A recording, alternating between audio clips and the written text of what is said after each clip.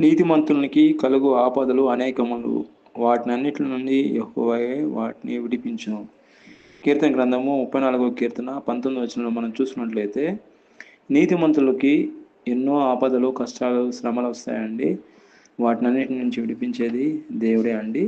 మనం బైబిల్ నుంచి షద్రక్, మేషక్, అబేద్నెగో వాళ్ళ గురించి మనం చూసుకున్నట్లయితే, వాళ్ళు రాజాజ్ఞకు భయపడకుండా దేవుని ఆజ్ఞకు వాళ్ళు లోబడ్డారు కాబట్టి వాళ్ళని అగ్నిగండంలో వేయబడినప్పటికీ వాళ్ళు దేవుడి మీద విశ్వాసము, నమ్మకం ఉంచారు.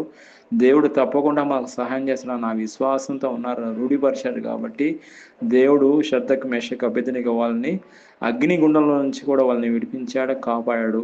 ఒక్క తలలో ఉన్న ఎంటికి కూడా వాళ్ళకి కాలేదండి. వాళ్ళు ఎంతో ఎంతో గొప్ప ఆడ అద్భుతం జరిగింది. మనం చూసుకున్నట్లయితే నీతిగా ఉన్నారండి వాళ్ళు. దేవుడికే వాళ్ళు లోపడుతున్నారు. వాళ్ళు రాజాజ్ఞకి లోపడలేదు. దేవుడు వాళ్ళని విడిపించాడు. దేవుడు అద్భుత రీతిగా వాళ్ళని విడిపించాడు.